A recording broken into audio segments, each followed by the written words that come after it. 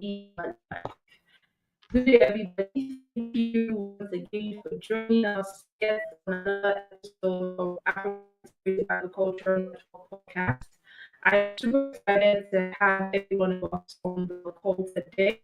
And so, on today's episode of the podcast, we have Mr. Ellis Etisi, and he's our guest today. Going to be sharing with us on an interesting topic that I know is paramount as regards the time and season that we're in. He's going to be sharing with us on starting your agro business journey. And one thing I decided to bring him on board today is because he's someone who's already on that journey and has been on that journey for quite a while now. And so I believe his expertise will be useful to anyone who is choosing or deciding to go into and such a time as this. So before we start the conversation, I would like to just have your audience know better about so without his bio to us. So so is a dedicated advocate for sustainable agriculture and food security in Nigeria and across. He's passionate about transforming the agricultural sector. He combines strategic innovation with hands-on expertise to address key challenges in the industry. As the Chief Operation and Strategy Officer at Agro Limited, Elvis has been instrumental in driving the company's growth. Since joining, he has strategically positioned over for expansion of the operation, structured the operations for great efficiency, and significantly enhanced the brand perception. This effort has strengthened the local standing as a leader in agriculture in Nigeria. These professional achievements are complemented by certifications from prestigious institutions, including Lagos Business School, China Europe International Business School, Pricewaterhouse, etc. These programs reflect his dedication to personal development and personal excellence in strategic planning and business model innovation. As a strong advocate for farmers' empowerment, Elvis leads initiatives as the overall community, which champions the FHA series, farm health awareness, providing livestock farmers with critical access to knowledge, resource, and market opportunities. His efforts ensure that farmers can adopt sustainable practices and thrive in their operations. Elvis holds a first-class degree in food science and technology from Howard University. His strong academic foundation combined with practical experience positions him as a transformative leader in the agricultural sector.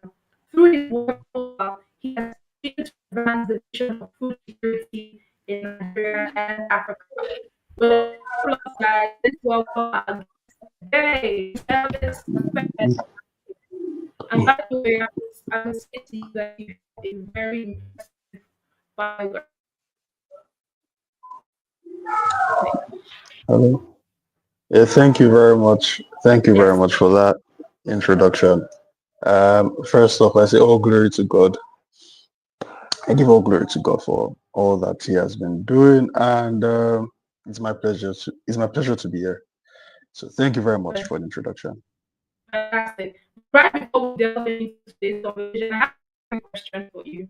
I see that Okay. your academic background is in food and technology. Was it something you actually went to university for? Because in recent times, it's hard to just be the average Nigerian youth who wants to go study agriculture. So was that something you always wanted to study?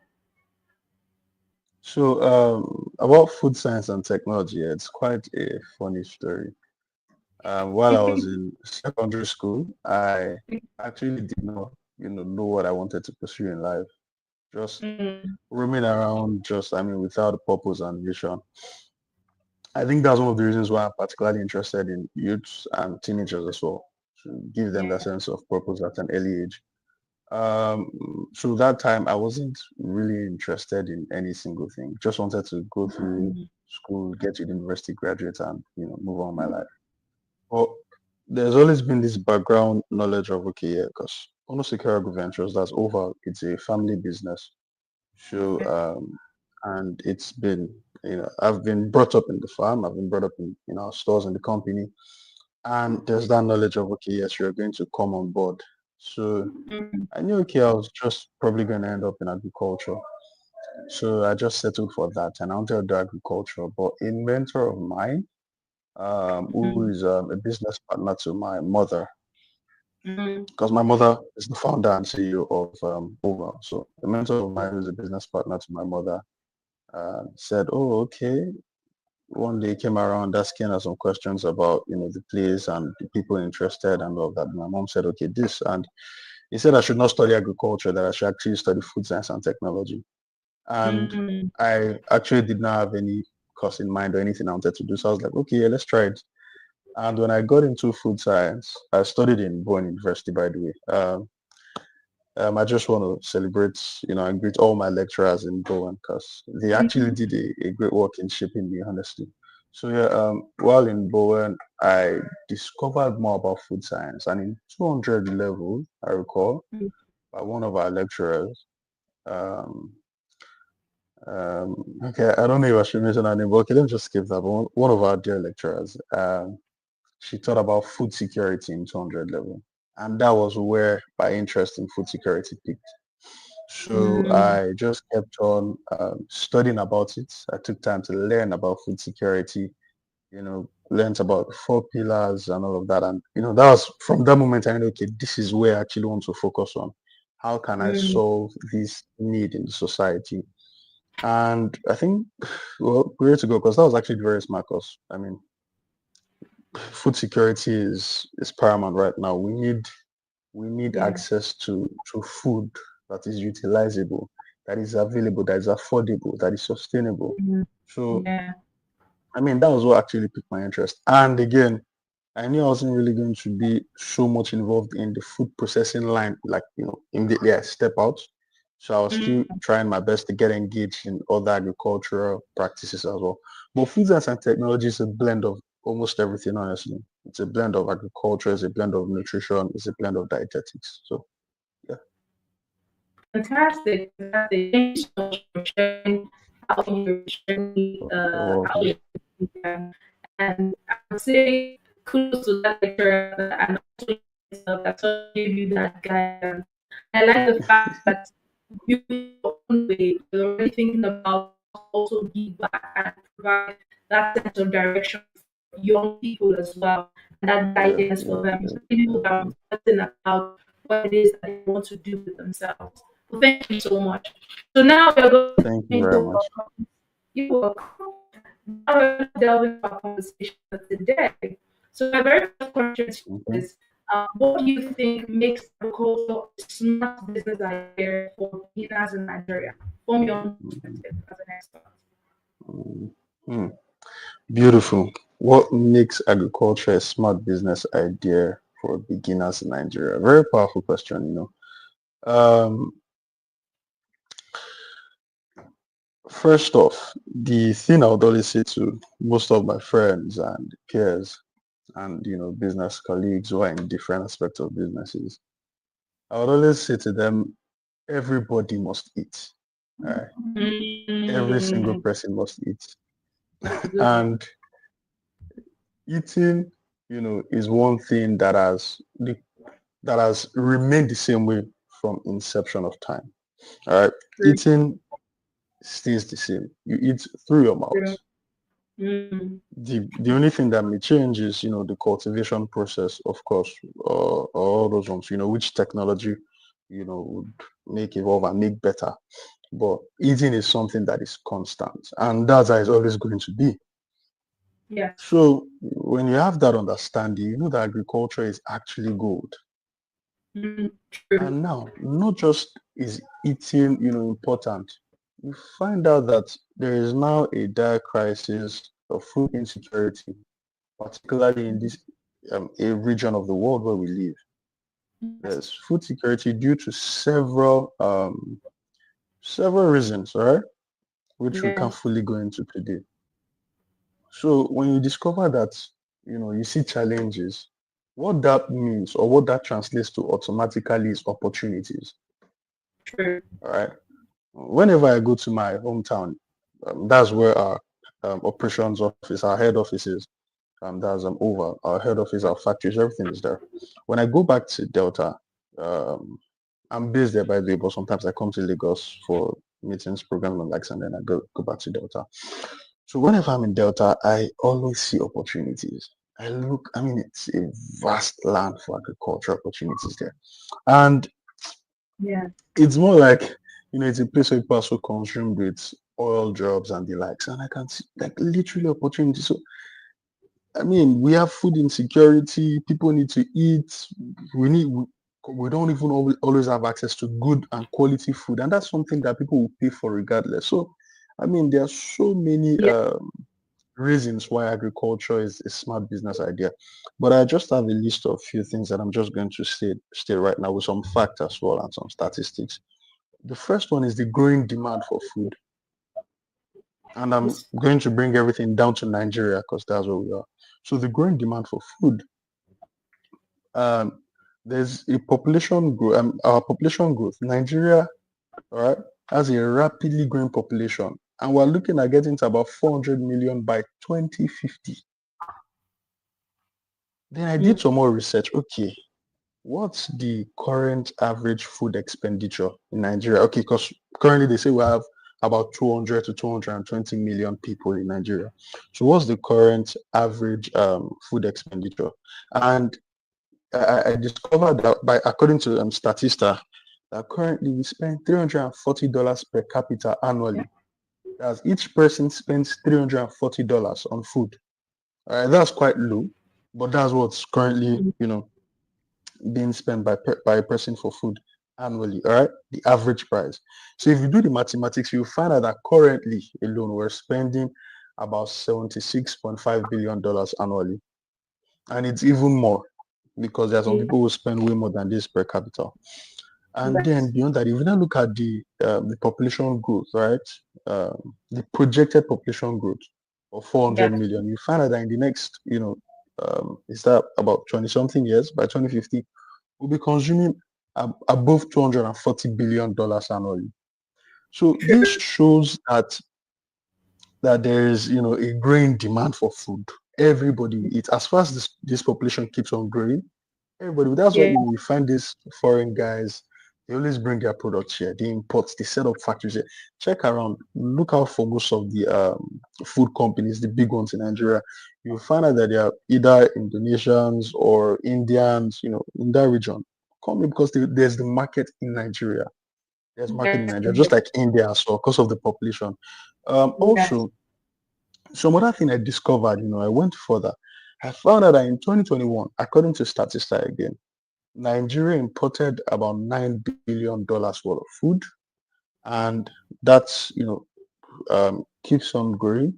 In 2020, we imported 14% of the total food consumption was actually imported. That's according to IMF e-library. For example, for wheat, we depend on importation to get our wheat needs met. For rice, we only produce about 57% locally. So this shows you if we're still importing, it shows you that okay, there's also, there are also opportunities there. Because why are we importing when we have the land and the resources to produce? Nigeria can feed itself and feed Africa. That's the kind of country we are seated in. We can feed ourselves and feed Africa. So when you see that we're still importing, that shows you that there are opportunities. That shows a vast amount of opportunities. Now, I don't want to spend much time here, but let me just go to the second point I have here.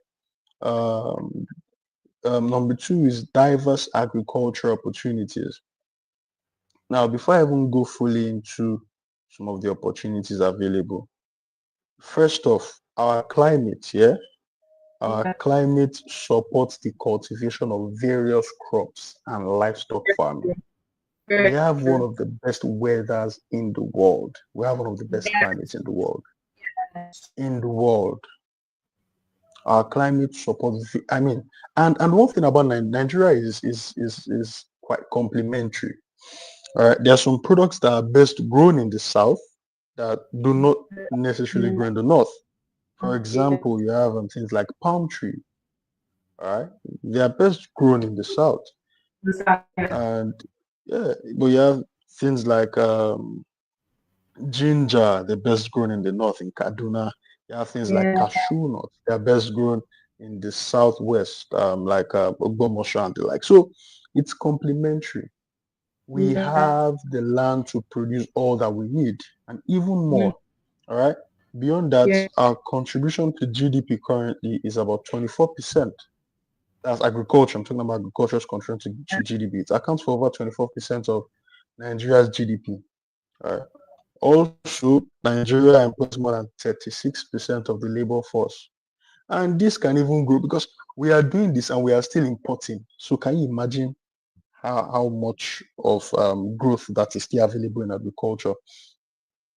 Let me just mention a few crops that are doing very well. For example, we have cassava. Cassava is one crop that I like because it can be grown almost everywhere, right? In Nigeria, almost you can grow it in the north, you can grow it in the south. It's grown almost everywhere. And funny enough, we still even need more production in as much as we are currently, I think we're among the largest producers. We're among the largest producers. And the thing is, most of this production is consumed locally.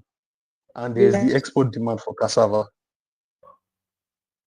There's a massive export demand for cassava or cassava roots. So cassava is very, oh my God, if we talk about cassava, we can stay here for hours because before you talk about the starch that you can get from cassava, or is it the ethanol, or is it Yeah. sorbitol that's used for Yeah. making toothpaste? Before you start, you see the vast opportunities in one product. And most Yes. of what we produce is consumed as gari. So you can see that Yeah. there are still vast opportunities, untapped opportunities in just one product. So, True. I mean, we can keep on going on and on and on. But I hope you're able to. I just want to. I don't want to, blow a lot of data. I want people to also go back and research. But I hope we're able to see that we can get a lot from agriculture. There is still Yeah. opportunity. Oh, do we not have to go into farming where they are still smuggling over 70% of frozen chicken or chicken into Nigeria, Mm, even though it's banned? So you see the vast opportunities that are available, where we can all, come in, play our roles and feel. yes. So I think those are a few points that I would like to drop because we still have a lot of questions to go Go into. yeah. But thank you so much for just sharing that. I 100% believe that, the first point you had talked about the fact that we have a teeming growing population, and sometimes we're all eating. So that's one thing that will be taken away. And this is the basic fundamental human need: food, shelter. So food is very Yeah. important. So there's a demand for it, and also the talked about the we have a lot of value chain. So you might be in the one go to the but there's also a role for you to play within the system. There's definitely someone you can take some for highlighting that. So my next question to you Yeah. is, what's the best way to choose a type of business that matches the person's skill and resources? What's the best way to Okay. choose a business? So I love how you actually position some of the questions because that's like the flow. We've spoken about the fact that okay, the opportunities, then the next thing, the opportunity. So what do you do? Now, this question is quite subjective, all right? It depends on the individual, all right? True. But one thing I would say before I even go into answering this is these are the two most important, in my opinion, all right? I stand to be Okay. corrected. But these are the two most important factors. These are the two most important factors. Skills, knowledge and resources. In fact, in any business you want to go into. See, I heard Stephen Akintayo speak one day and he was saying, billionaires like himself and some other guys. So what they actually do, it's not like they have all the resources. They just have knowledge. That's all they go for. And then people trust them with their investment because of the amount of knowledge they have. When somebody notices that you have knowledge, they would invest in you because they know, okay, yes, you can actually multiply the money. and you're doing the work that Yes. knowledge is one of the hardest things to get. And Yes. you're doing work that many people are not willing to do. Ooh, yes. A lot of people are not willing to invest in knowledge. So these are the two most important things that are important before going to agriculture as well. Knowledge. And I think there's a question we'll go into the types of skills. So there we'll talk about the major types of skills that you need to have. But first is these are the two most important factors: knowledge and resources. So I'm just going to list out some things that can answer this question. But Okay. please, before I even go into this, make sure you don't go into um, any agribusiness at all, be it livestock, be it crop farming, without adequate knowledge. Don't try it. Yeah. It's a trap. And that trap will only set you up for many losses before you Mm, eventually learn from experience and you may not be able to come out of it. But so the first um factor I would say is assess your skills and your interest. That's the first thing. So that's why I said it's subjective. You have to look at yourself. What do you have interest in? Where do you think you have some knowledge in? Those are the two. You ask those questions, okay? Because your knowledge, your interest, all right, it's is actually very in agriculture. It's something that will keep you, particularly in this season we are in this current economy. If you check it now, you find I mean, I think this I don't know, but I believe that this period we've experienced more amount of fallout or dropout of farmers than ever before. true. Particularly in the poultry and that's in the livestock market, poultry, fish farming, and the likes. So interest is something that will keep you even when other things are taking you out. Your interest for Mm, it that can actually get you through it. All right. And that interest is not just in making money, or it's not just in because I like farming, but because you see the need. All right. You see that yeah. okay, if I don't do what I'm doing. For example, when I speak to our staff, when I speak to our team, I tell them that if we because we have a leading outlet, agricultural input outlets in Delta State. We've been doing that for over 20 years now. Yeah. So, and we're in Ugeli, we're in Warri, we're in Bayelsa, and yeah, okay, two outlets in Ugeli, one in Warri, one in Bayelsa. So we have literally thousands of customers, and we have hundreds of customers that work in daily. And I tell my team members, I tell them that if we close our shop for one day, just one day, just one day, first off, hundreds of farmers will be affected because they will not have access to the inputs that they want to buy. Yeah, it will affect Mm, their crop, or I'm sorry, it will affect their animal because we only deal with livestock. It will affect their animal. Is it fish, poultry, birds, is it cattle? It will affect the animals. And not just yeah. that. When it affects the animals, it in turn affects the individuals who consume them. So Mm, find out how important and vital what we are doing is. So when you understand that you are doing this not just for you, but you are solving a need out there, yeah. that just in its own, it gives you that okay, yes, let me keep on doing what I'm doing. And then your skill, you now evaluate yourself. Do I have so I've spoken on interest now. Let me talk on skill.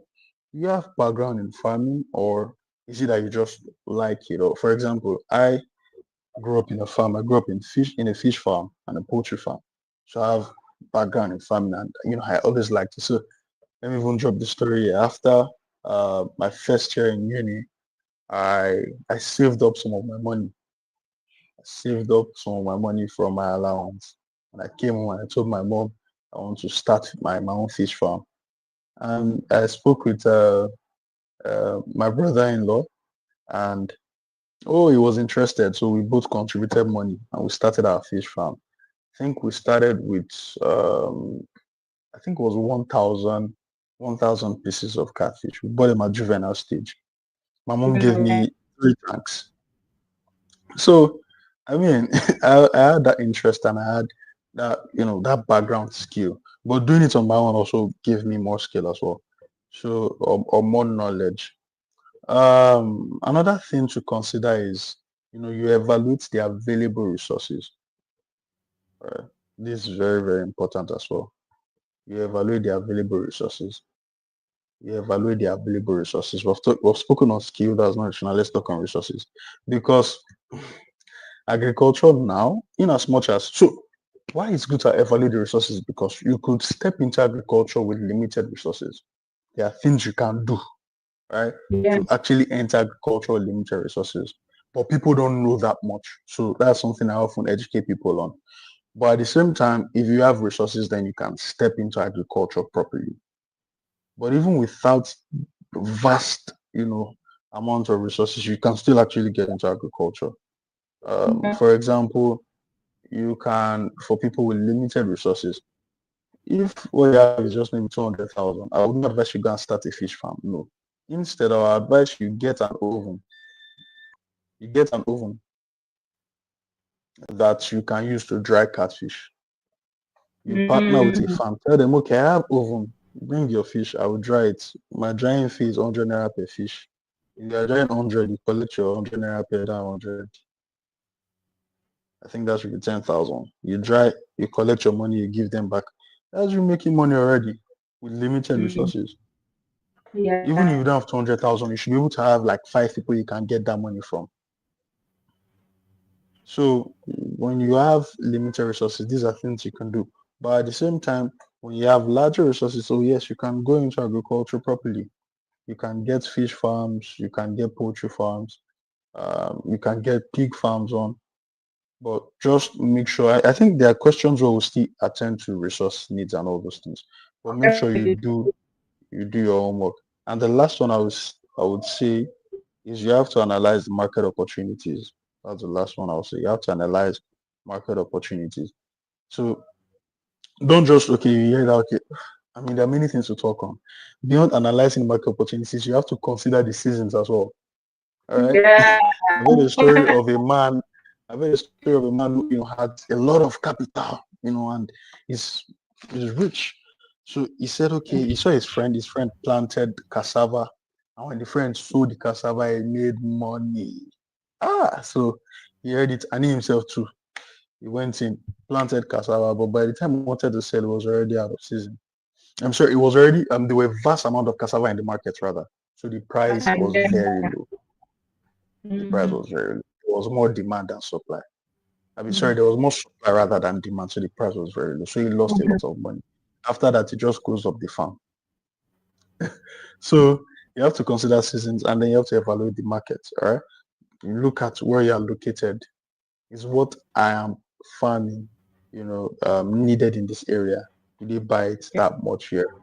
And also, is there a market for it in this region or outside the region? Those are things you consider. Yeah. Yes, I think I can. Or should I add one more? But I'm looking at the Okay, I time. don't, well, that's totally fine. Yeah. Totally.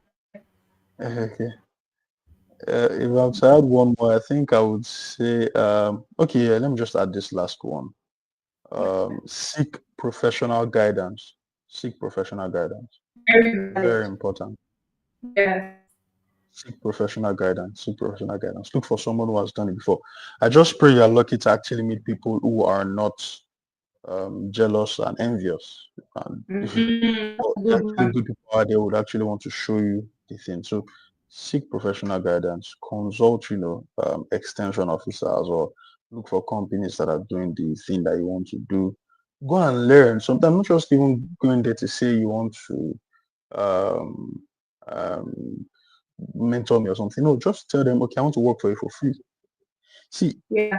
in the book Rich Dad Poor Dad, one of my favorite books, yeah, Robert Kiyosaki said, the rich don't work to earn, they work to learn. And So, that's very yes. important. That's something we've lost. Go and learn. Go and learn about it. Do it for free. You know why you're doing it. It's not free, by the way. You're getting knowledge, and knowledge is expensive. So if a farm even Yes. accommodates you to come and work in their place, then they know they're giving you knowledge. You're not dumb as well. So go there, learn, get the practical aspects, and then give yourself time, and then you go out and start. So yeah, I think that's it. Fantastic, fantastic. Thank you so much for thank you so much for sharing that. I like the last point you made, which is get consultation. Seek someone that has done what it is that you want to do, so that they're able to best advise you. Just like what you talked about, the scenario of the cassava, planting. If the other person is going to seek counsel or advice, you would have known that, okay, by the time my product will be ready for harvest, it might be a season where I may not necessarily make so much money. So I probably have to wait for another cycle, right? Compared Yeah. to just going because I've seen, okay, there's money in this. So always getting that advice or counsel from experts is always valid. And I think our next Yeah. question very touched a bit on it, which is it better to start small or and grow over time, or just begin and then grow big? Yeah. So before you could just do a little more on it. It's better to start small and grow over time, or go big from the beginning. Yeah. So I think this is a very beautiful question. Um, Now, I would normally advise you start small. All right, Mm. that's the best. But let's go in deep. And again, this is subjective. Again, depends on the person. But there are two factors I would drop here. The first thing is the individual, and two, the Okay. size of the pockets. First, individual, size of pockets, expertise or knowledge. Mm. And when we talk about knowledge, I'm not just talking about theoretical knowledge now. So you go for trainings or you go for conferences or you learn from YouTube or something. No, no, no, don't depend on that. You will actually get shocked if you just go Mm. in with that. Talking about technical Yeah. knowledge, because agriculture I mean, it's a practical thing. So you have to get technical knowledge. I, I mean, combined with your theoretical knowledge and then some business management skills as well when you are going into agribusiness, because we're talking Mm. about agribusiness. So it depends on the individual, that's the person, the size of Okay. your pocket, the financial resources available rather, and then the expertise that you have, the Yeah. the human resource that you have available. Yeah. Um, so I'm just going to state the advantages of starting small and also the challenges, and I would also state the advantages of going big and the challenges.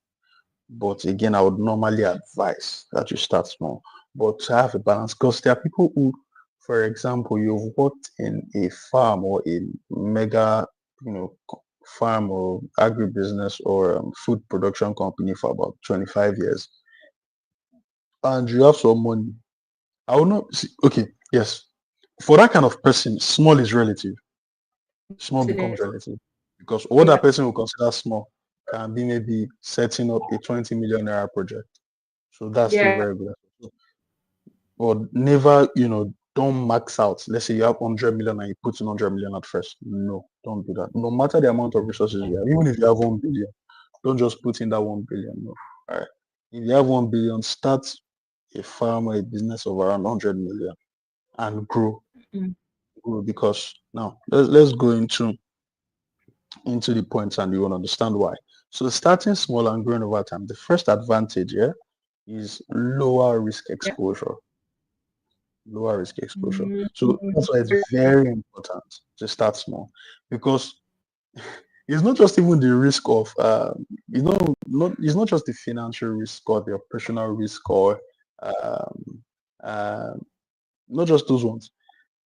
There's also competitors risk here. When they notice that there's a newcomer in the game, Very. ah, there's a newcomer, you start seeing people, the leaders will go in there, okay, you want to take my market.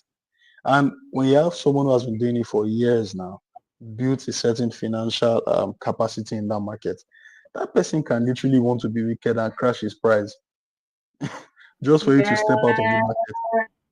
Crash his Yes. price, you produce your product, you lose your money, you go out, then you will now restore the price back to the normal value. So you have Yeah. to be very careful, right? Because So that's why it's good to start small, lower risk exposure. You're not like shouting at once, you know. You're watching, and with that you can be more strategic. You can know who is who. You can determine those factors. Um, Two is easier learning curve. Alright, starting small allows you to learn from mistakes. You can make mistakes that will not totally impair your business. Yes, Alright. wow. So, so it allows you to learn from mistakes and refine your methods. With significant losses, you Okay. can be strategic here. You can be very Yes. strategic. Number three is flexibility. So you have small operations. Of course, you can easily adapt to market changes. You are flexible. All right. When you see unforeseen challenges, you can easily maneuver and get your way out. Unlike when you just expose yourself. Let's say you just go and start a farm of 100 million naira or something, maybe a tomato farm of 100 million naira or whatever, and then pest pest infestation just comes and kills all the crops. You cry. Well, let's say you break that money down, do 5 million first. You're able to learn, okay, and say, okay, this affects, how can I prevent it? So there's a learning curve, and that comes with the flexibility that is attached to it. Then efficiency, of course, all right? Cost efficiency. Then sustainable growth. So yeah, this is very good. You can easily grow. That's the thing about starting. You can Yeah, easily that's grow. true. You can easily grow. And when you have, so now for people who are now stepping in with, available resources, you have money already and you're just going into it. Beautiful. When you now understand the market, because that's the best way to understand the market. That's the best way to shield yourself from the risk and all those things. When you understand Yeah. it, you you study every risk. You come up with ways to ensure that you can prove yourself from this risk. Then you can now go in big. That's how it works. So you can strategize. All right. So, but what are the challenges here? The first one is limited profit margin. All right, and that's why Mhm. you want to just start big. Limited profit margin, or you can grow. It will not take time. Just be careful. It's a gradual process. Also, there's restricted market reach, and there's also a longer time to scale. All right, growth can take time sometimes, actually, requiring patience and consistent effort. But at the same time, if you're committed to it, you can still grow, and you can make your growth faster per se. Not necessarily by quick means, but Mm. you can actually grow genuinely. But we have other things to get to, so let's move on. Number two, going big from the beginning. So I've talked about starting small Yes. and growing over time. Now let's look at growing big from the beginning. Um, Okay. the first advantage here is higher profit potential, which is what Very everybody good. looks at. Yes. There's higher profit potential, but the challenge that attacks that profit potential is also high risk.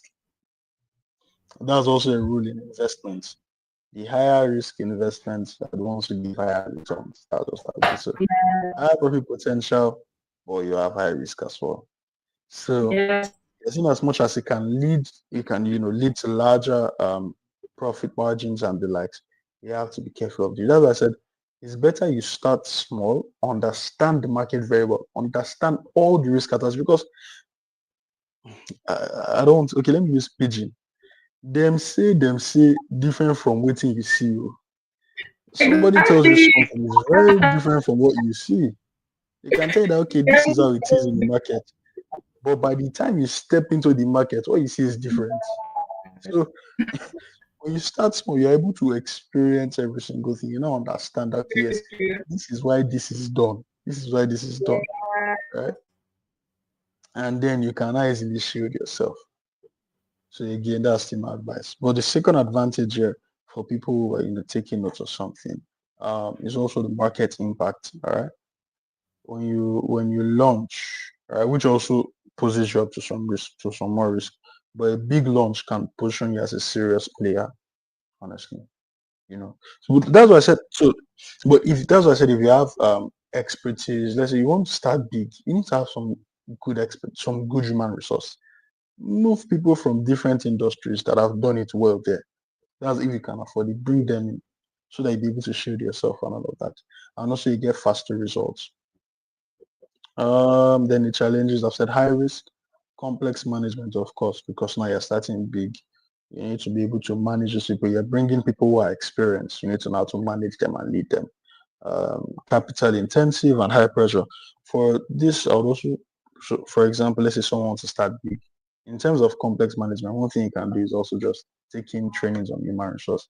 That would also help you to manage, people who are that advanced as well. So I think, yeah, those are yeah, I think that's a lot to share for this question. I hope it helps someone make good decision. Ultimately, it is start small and grow big.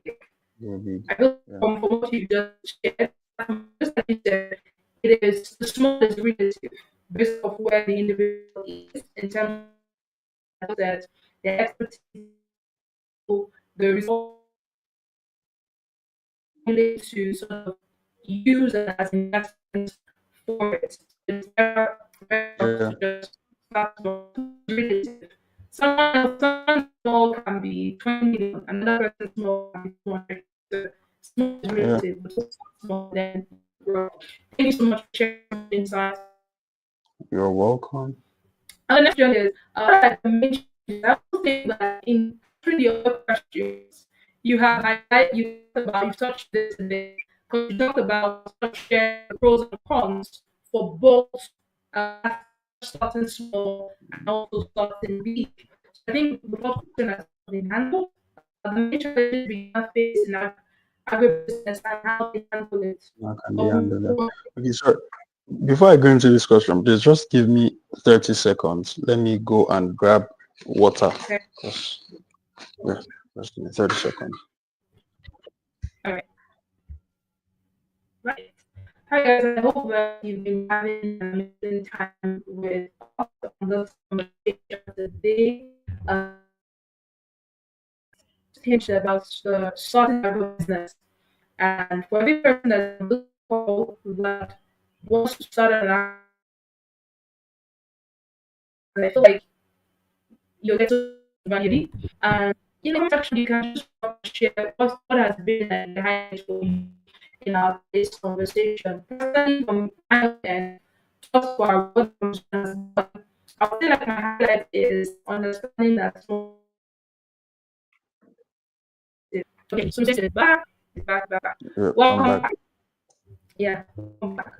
Okay, Thank you so very the next, much. So the question yeah, 4 now. yes, So what are the main challenges beginners face in agribusiness and how can they handle them? Um, and over. I think the top two challenges that everybody will face is one, capital. Okay, if we look at the macro side, as I mean the big side, we talk about the economic challenges in Nigeria currently. That's one thing that everybody will face. I think that's even the number one, the current state of the Okay. economy. Then beyond that, when you go down, you find the major challenges that you face individually. Um, one, capital, two, knowledge. One, capital, Mm, two, knowledge. All right. Because again, agriculture is something that you need money to actually run and to grow, to expand over time.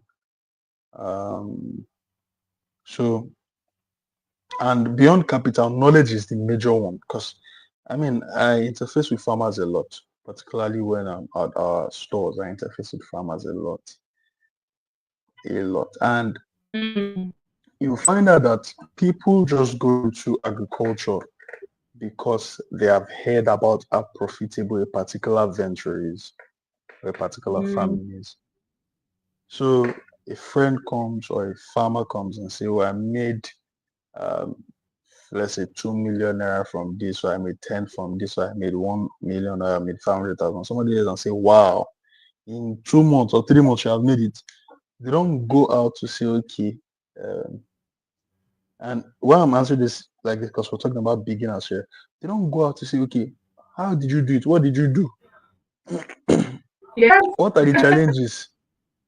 What are the Yeah. major challenges that are there? How can I overcome them? The risk, how can I overcome them? They don't go out to do that.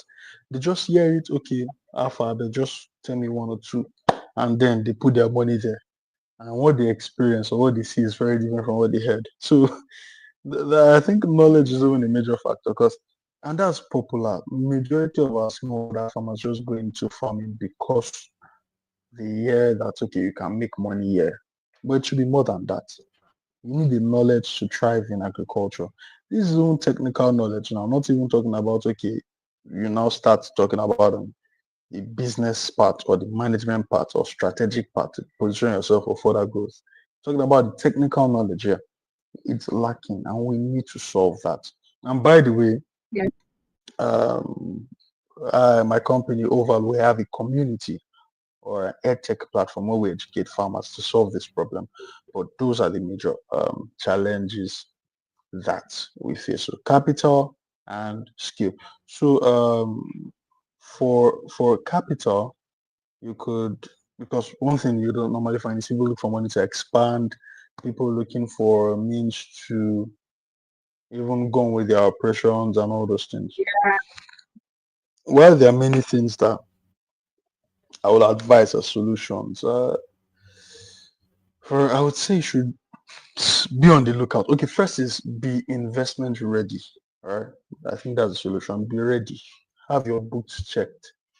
Have your books checked. Have your books checked. Take proper records. All right, be ready to receive any money that because now there are a lot of grants, and even federal governments they're doing giving a lot of loan opportunities and the like. So there are many ways to actually access, some funds as well. You just have to be ready. Actually, there are many ways to access funds in agriculture now. There are many. There are many people that are ready to give funds, but you just have to be ready. You have to be investment ready, actually. You have to be investment ready. Or the second solution is for capital. And the second solution, just start small. You don't have to go big. Start small, then you grow big, or you grow gradually. Then for skills, knowledge, this is actually very easy.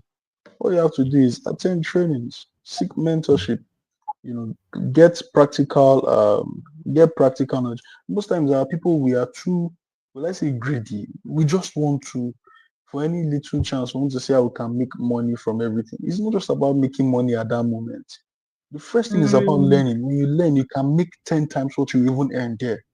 The first thing is when you just have the skills, so be more focused on the skills you need to thrive than the money that will come to your hand at a particular time. So attend training, seek mentorship, look for places to go and just work and get the knowledge. That's the first thing. If you want to go into entrepreneurship, just get that knowledge. Just get that knowledge. And you could also check some Agritech platforms for learning. You could check our community, overall OAVL community, to get access to knowledge as well. Then another challenge. So I've mentioned the top two. I'll just list the other ones, the other challenges that are there that you have to look out for. Market access. Market access is a challenge. So you have to conduct market research, very important. These are things we don't really do, but conduct market research. Check out the times, the seasons where the market is at its peak and when it's low. Identify when the price of the products are high and when they're low. You know, um, when there's shortage in the market, just conduct your market research and look for other means to sell to, more premium markets as well. Another one is input supply.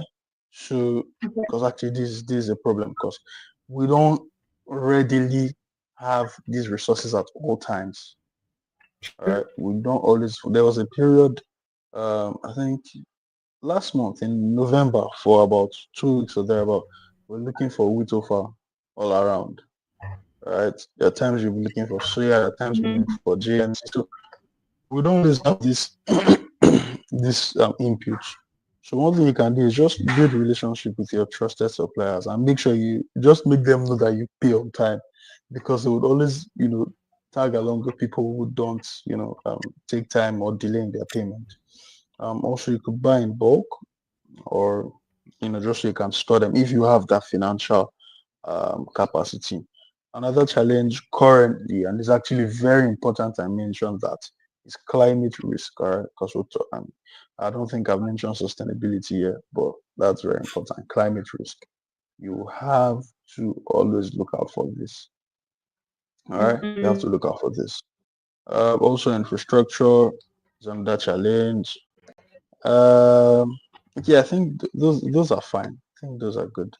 Yeah. Fantastic. I think that my next question is also tied to the previous question, which you highlighted like, oh, when like you knowledge, data finance, also knowledge. And so my next question is around the subject of how do beginners access funding. And there was something you said about being investor ready. I would like you to Yeah. sort of I just say being Sorry, so investor what? ready. You talked Okay. Yeah. about Okay. I should point out things ready. about being Some people investor yes, how investor ready, right? investor ready. Yes. Okay. Okay. I would get that. I would get there. I would just drop a few tips. But before I do that, let me answer this question. But again, on my notes, I actually started it. Are you prepared to receive the funds you're asking for or the funds you're looking for? Uh, that's the number one thing. Actually, you have to be prepared. But we'll get there. Yeah. But let me highlight few opportunities that are out there. Look out for government grants and programs. See, Mm, in a world where, or in a world where there are limited, I will not say limited opportunities per se, but how will I put it? See, there are opportunities. That's just the truth. There are opportunities. mm, People just think we don't have opportunity, but there are opportunities to get these funds. Go online. There are people giving grants daily. There are opportunities to get these funds. Government, they are doing things sometimes. See the recent FGN BOI loan scheme that came out. The opportunities to get grants. There's the Bank of Industry. There's Agricultural Development Bank. I mean, so there are opportunities. All right. So one program government is currently doing is the Anchor Borrowers Program, where they offer credit to yeah. smallholder farmers. So check online, you see all these things. There are youth focused programs like NISAL, agro cooperatives.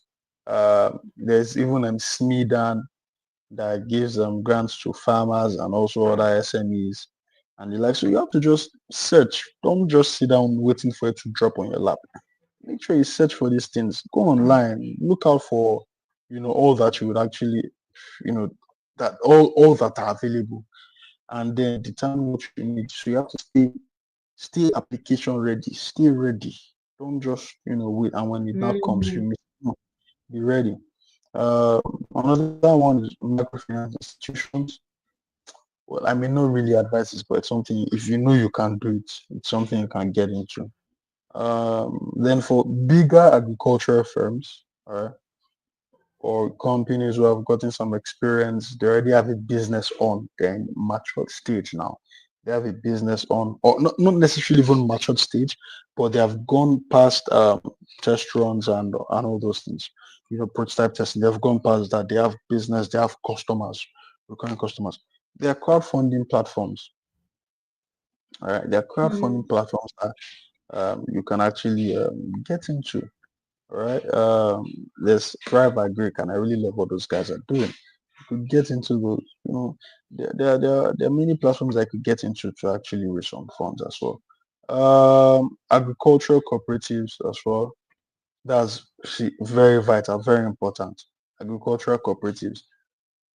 Not even only agricultural cooperatives in Nigeria are very good. You have lower interest rates and you can get as much money as you need in some of them actually. So yeah. that's a very good one. If you're not in any cooperative, look for at least one cooperative that you can join. That's a means to have access to funds at a very good interest rate. All right, you also have NGOs and development programs. You have international organizations like USAID. All right, you have Yeah. FAO, you have IFAD. These guys are constant. You have British Council, you have Prince Trust. They are constantly providing grants into the Nigerian market. Constantly dropping grants into the Nigerian market. So stay online, just look how you see all these things. Then also, if you don't want to go through these means, we could also run some partnerships, or you could run JVs, joint ventures. These are means to reduce the financial burden you share to somebody, and also you share the risk as well with the person. So it's also good. Then again, let's go down to the conventional means. You have personal savings. You as well, you want to start a culture, you have to save some money. All right. Yeah. You have to save some money. Save it means working or saving some of the salary for you to start beautifully. Do that. For example, as I said, I saved some of my allowance in the 100 level to start my fish farm. All right. So you could do that as well. Personal savings. Then you have family support as well. Then yeah. Again, also down to the quick tips, right? The tips to staying prepared. Tips to staying prepared. If we're going to go more formal here, all right, I would say develop a business plan. In fact, not even just more formal. You want to access funds, you need a business plan. You need a pitch deck. Those are Mm-hmm. things you need. Just have it ready. Don't wait till when it's time. All right. Regularly update it.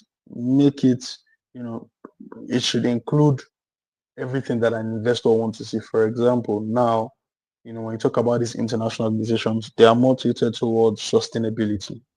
So your pitch Yes. deck should show you should make sure that your company itself is involved or is solving one SDG goal.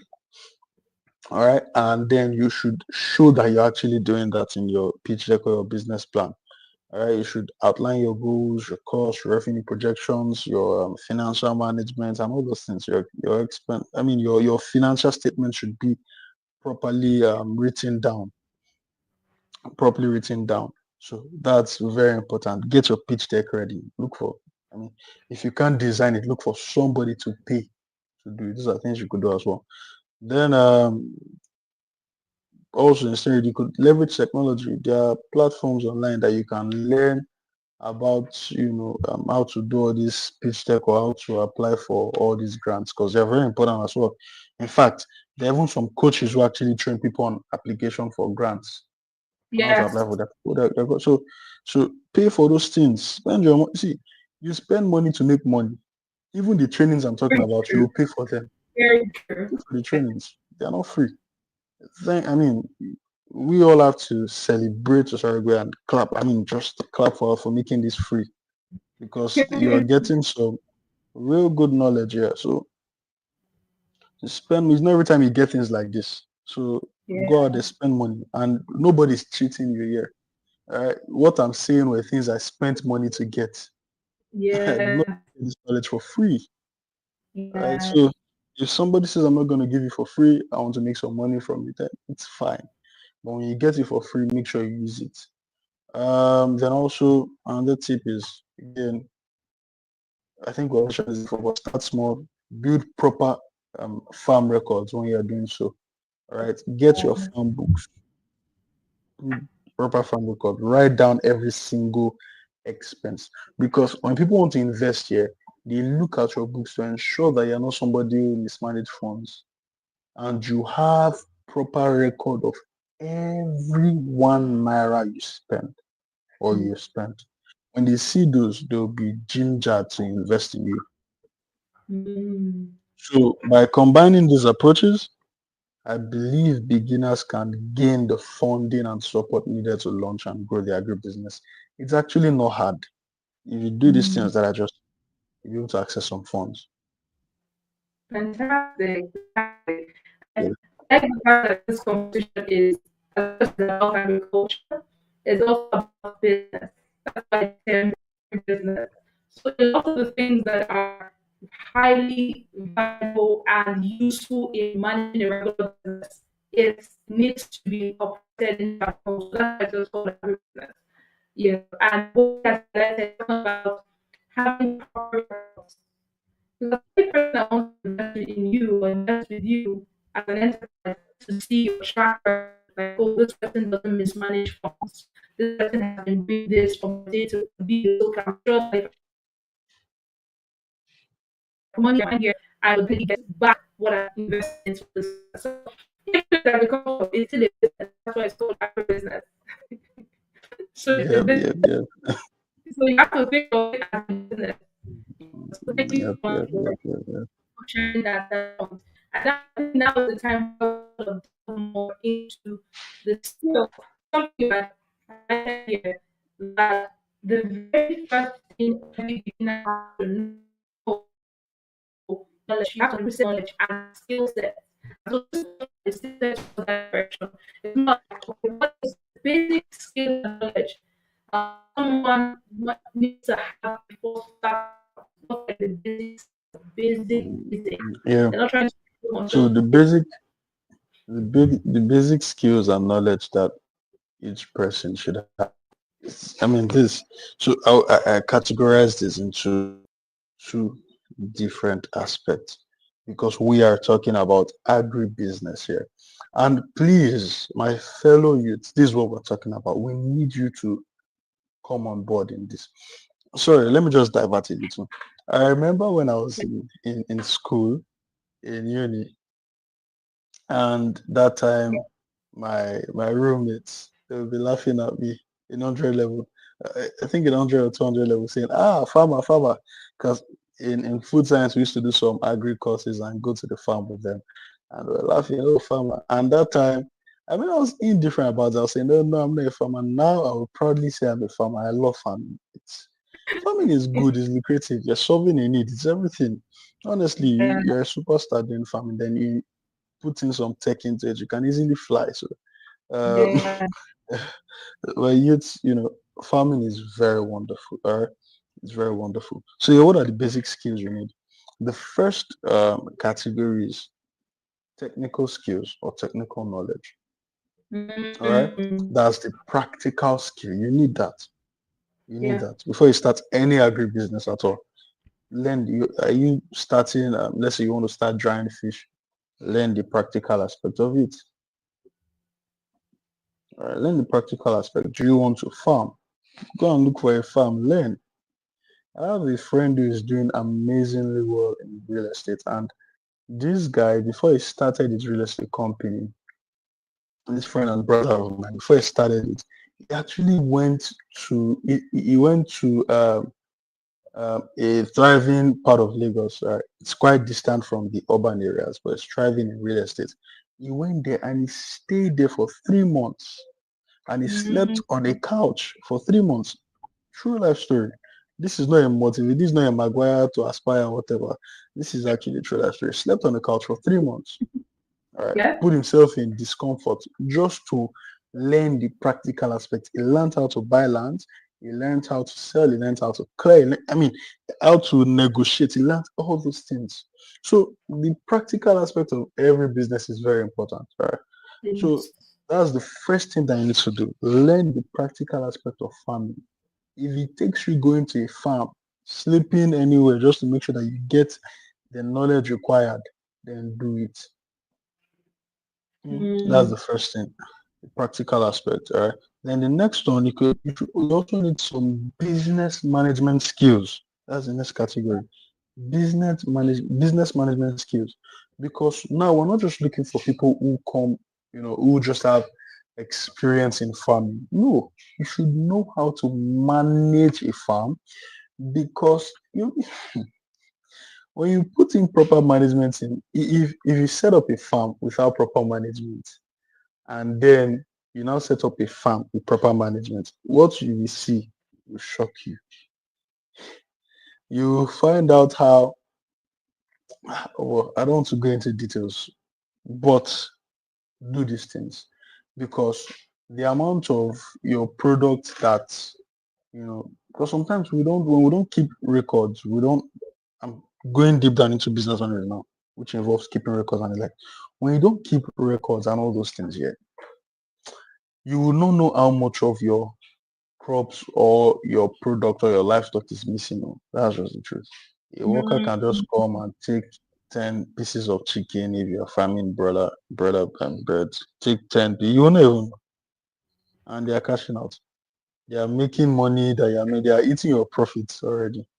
So when you know, that's why I said when you not set up proper, business management skills into it, proper record keeping, you will find out Yeah. how much you were losing before. So business management skills is very important in agribusiness. That's how you can thrive. That's how you can grow, and that's how you can receive funds. So first again, technical skills. So you want to learn about fish farming. Oh yeah, there are farms you can go to. If you're in Delta State, you can come to my farm. All right, in Ugeli, come to my Okay. farm. As far as you're serious, not that you're unserious, you now come. And there would even be there's normally an interview process before you can even come. But you know, go to places where you can get the skills, right? Then beyond that, look for trainings where you can get some theoretical skills as well. That's very important. Where you can get some theoretical knowledge rather on it. Um, be research minded, be eager to do some research to know what's going on. In Nigeria, we don't really do research in farming. In agriculture, we don't really do research. That should change. We should, do more research. Then again, you learn some business management skills and the likes. And then one other important thing that I would say Yeah. that you need, one other important thing that every individual needs to thrive in agriculture is you should have a vast network. So step out, Yeah. meet people, because Yeah. no matter the part of agriculture you're in, agriculture is also a sales Yeah. business. You're selling, so you need to have vast Yes. network. You need to have a vast network, and not just that. Your network can also help you, reduce the or make your process more efficient.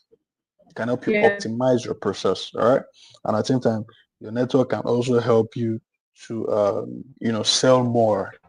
You have people that can say, oh, I can take your products to places that, matters and can sell more. So those are the important things that every individual needs to do.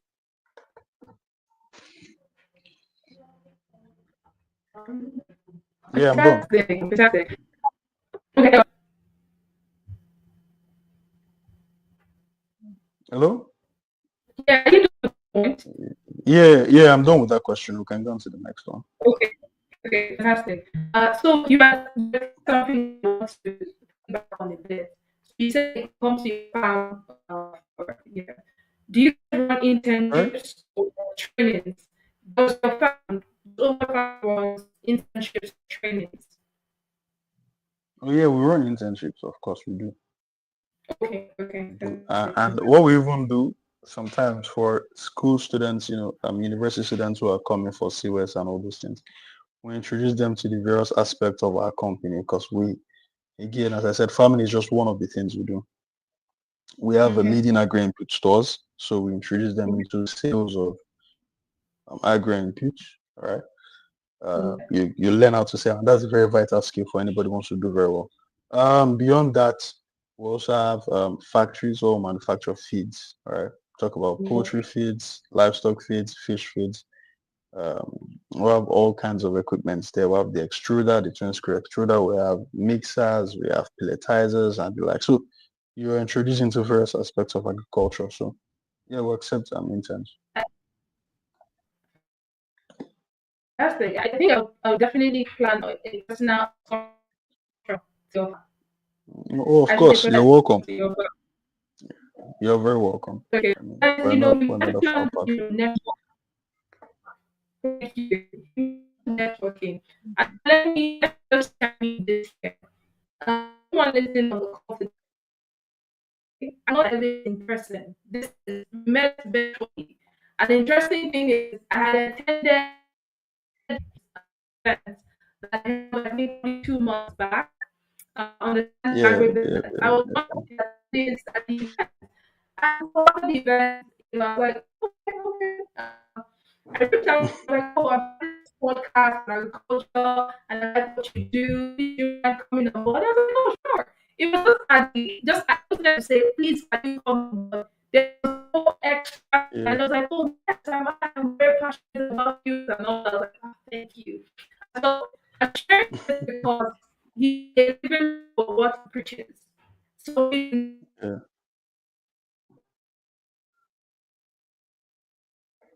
person that preaches, oh, he's one percent of your client come. You oblige. I think sometimes, even with networking, sometimes you just need to ask. And you also need yeah, some yeah, yeah, yeah, have something that you're working on or you're working with, you'll be surprised how much people are willing to sort of be part of it or just provide yeah. assistance. Actually, And what can. Anyone to ask make that request. yeah, Please ask, yeah. Now I must say, thank yeah. you very I much. think Thank you, and I'm actually glad you actually reached out. I mean, because I mean, these are very, very important things. What you're doing is lovely. It's thank you. massive. It's there's a lot that can happen, from what you did. There's a lot of impact that can be made from this, and it's a pleasure to be. It's a privilege to be here. So thank you as well. Thank you. Thank Thank you. you. For one of the reasons why I do this is I'm seeing where the world is headed. We started out this conversation, talking about food insecurity. Yeah, And I think that with what we've blessed with Nigerians, not just even within Africa, but going for as Nigerians, what we've blessed with, I think that we have what it takes to feed ourselves and also then export and yeah. feed others. But right now Of we're course. exporting, but we're not being able to feed ourselves. We're just having a level of insecurity.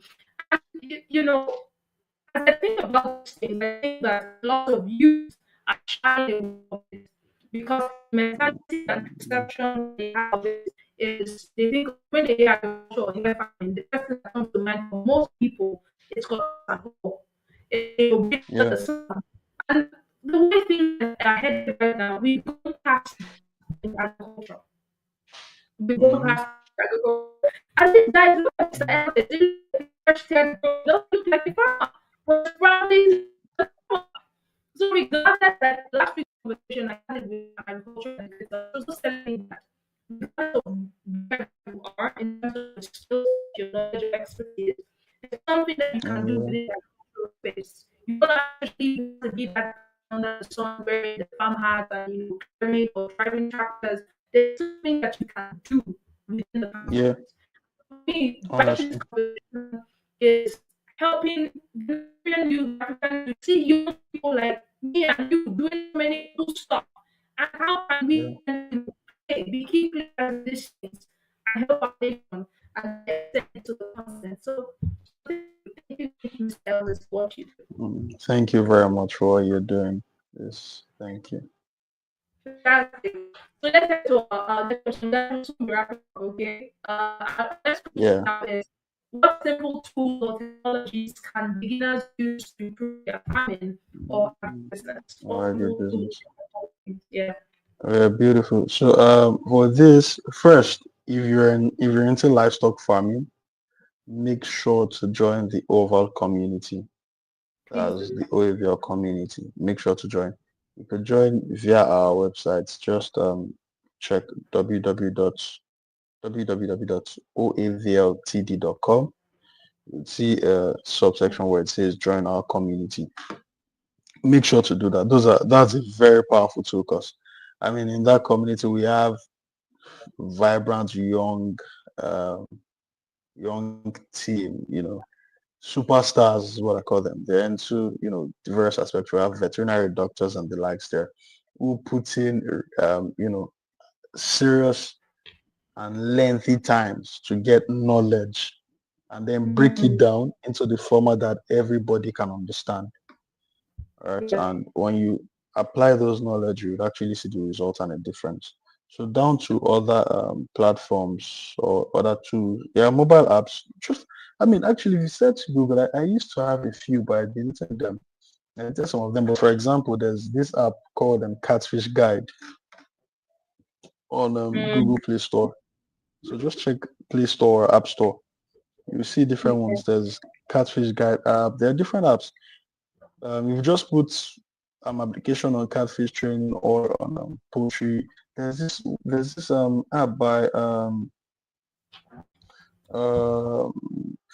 what's the name? Uh, I used to have this app. I don't know if I still do, but it's by for I think their page on Instagram is AgriCPR. So they have a very wonderful application. I don't know them personally, but I reached out. I think we connected one time on Instagram, and then they told me that they have a platform, for poultry guys. It's an AI platform. But I think if you check Mm, Agric CPRO or Agric PRO on Instagram, you'll be able to get the app.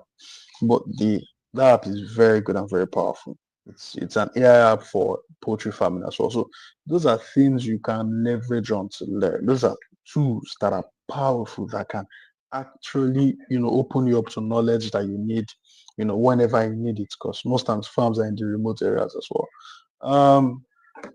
mm, Also, there's an app for people in the crop parts. There's an app called Plantix for pest and disease advice.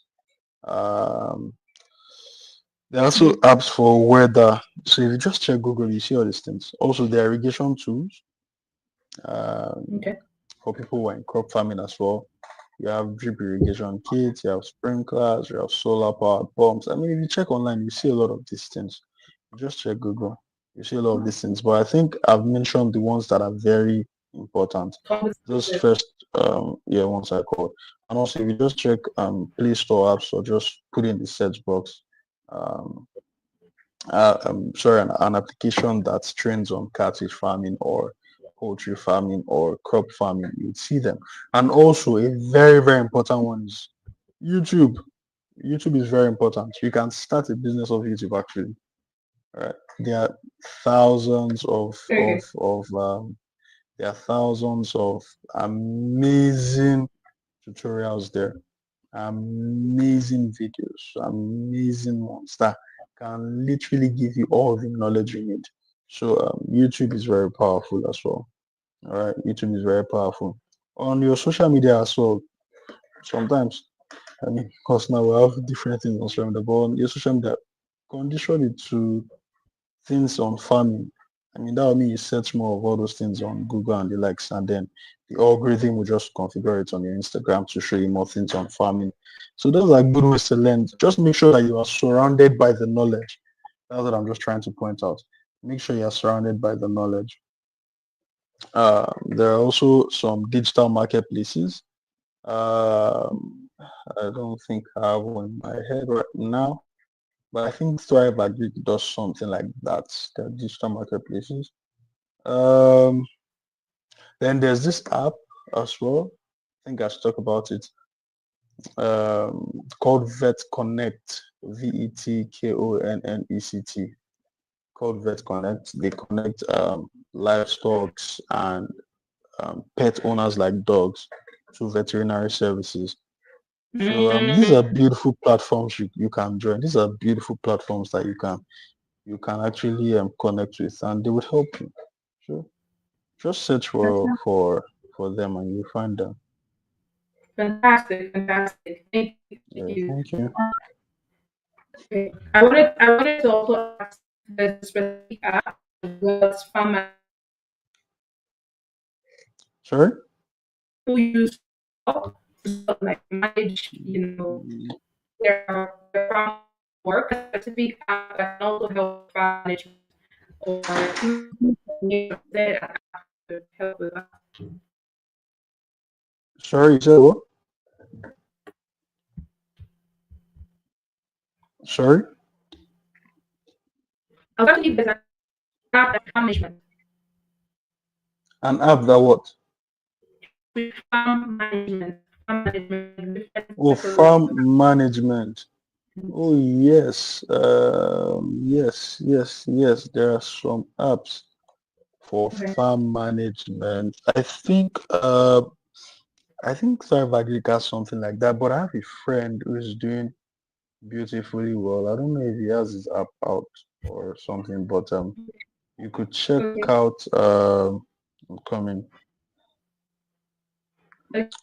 you could check agro linking. You could check out Okay. agro linking. Mr. Joseph. Mr. Joseph, right? Yeah, Joseph. Yes, Okay, yeah. yes. I'll go link in. Yes, Yeah. So fantastic. check out agro linking. Yes, I I can vouch for those guys. They're doing amazingly well. Um, they can run proper management for you, and I believe they're in crop farming majorly rather, so they can run proper farm management for you. So yeah, just go to AgriLinking if you need some farm management assistance. Yeah. Fantastic. And there's another family is Agri Trail. The very first Okay. person, the very first guest I had on, Mr. Oh Adebola. wow. Yes, he himself and his You said daughter. AgriTrail, right? Yes, Agri Trail. Yes, himself and his daughter this worked with. Mr. Adebola has been in agricultural space for close to 30 years. He Oh worked wow. within different facets of agriculture. This app is like soft shop Oh wow. on every single thing that has to do with agriculture. Right now, its app is yet on Play Store and where they are. It can help as much even with visibility, knowing where the crop was first, the movement of everything. It would be with Oh, okay. agriculture, please. Fantastic. All So right. I just Thank want you to very share much that. for that. Yeah, you're welcome. So my question, which is very simple, done.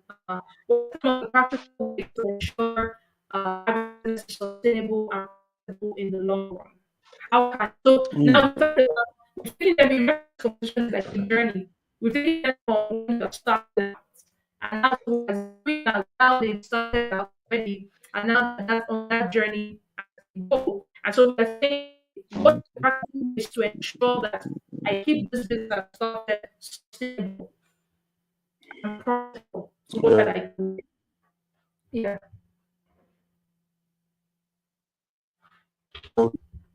And profitable in the long run.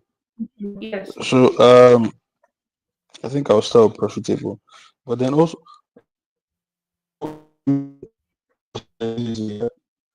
so that profit and all those things, right?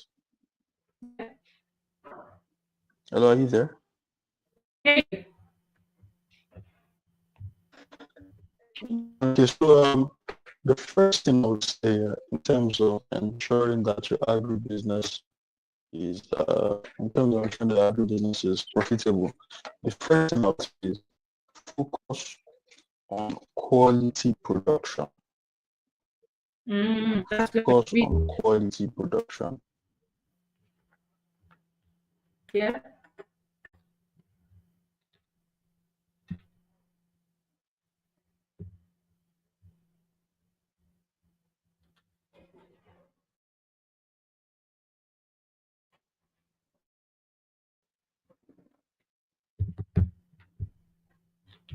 So is that? Can you hear me?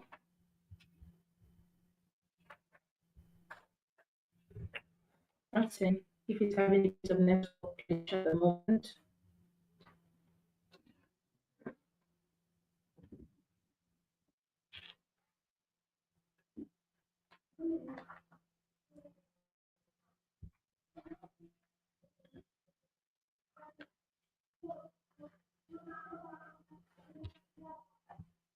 Okay.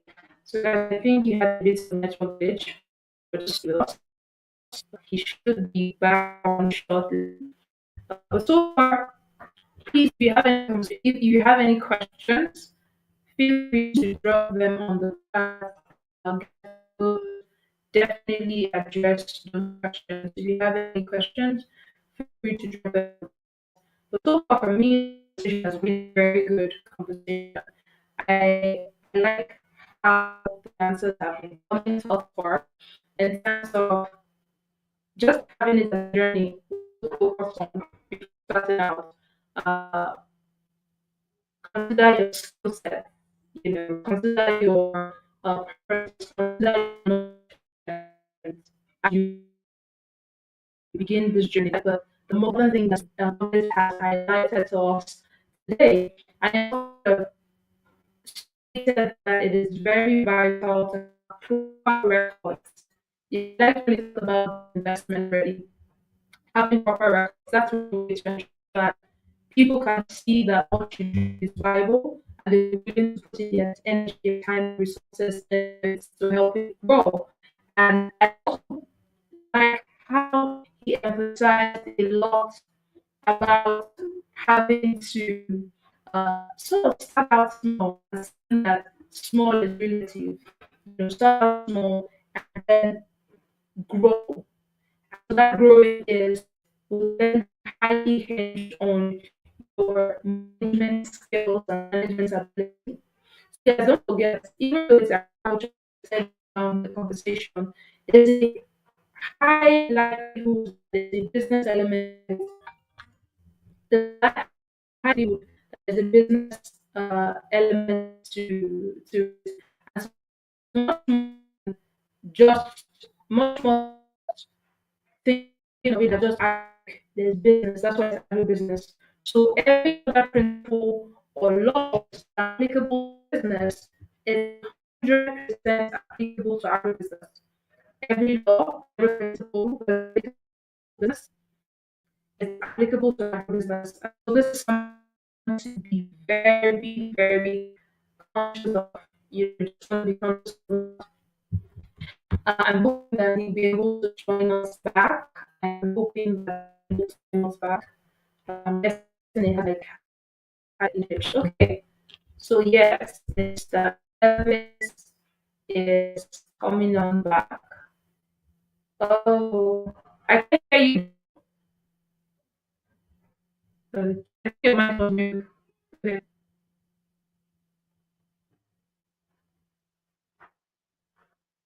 I think your mic is not connected. Can you hear me? No, I can't hear you. Your mic is connected.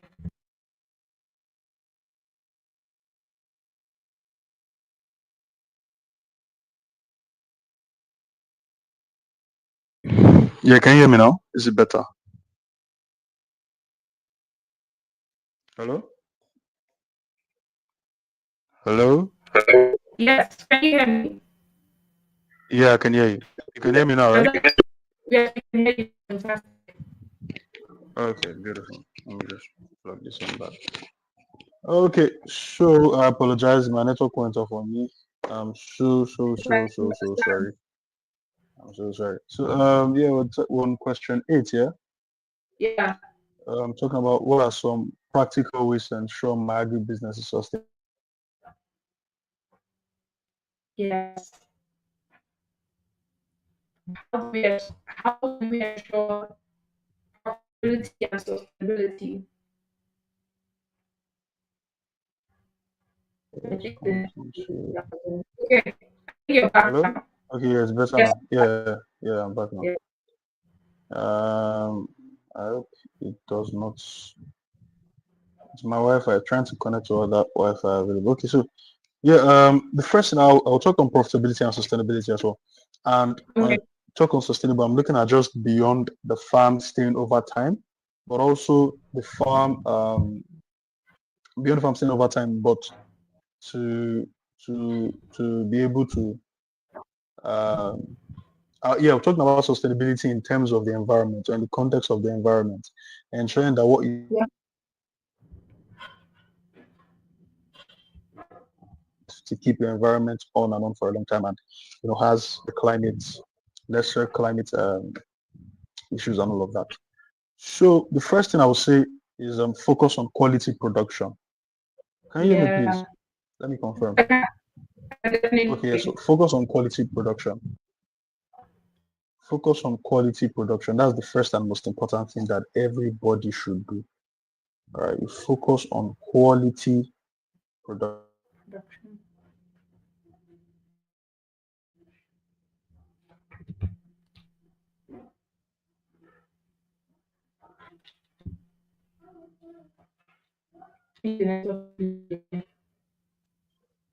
Quality production. That's This what we're talking. network is after me. But Because Nigeria. I believe I'm back and I'm strong now. Okay. So Yes. focus on quality production. Be more concerned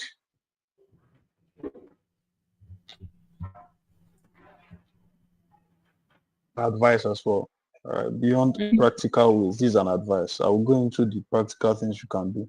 But an advice is each, I mean, every, because there's the part of us, right, that, if not properly cultured, they can want to just, oh, let me go for more products or let me get more money. No, the first thing should be that you should be sure that you are delivering quality into the market.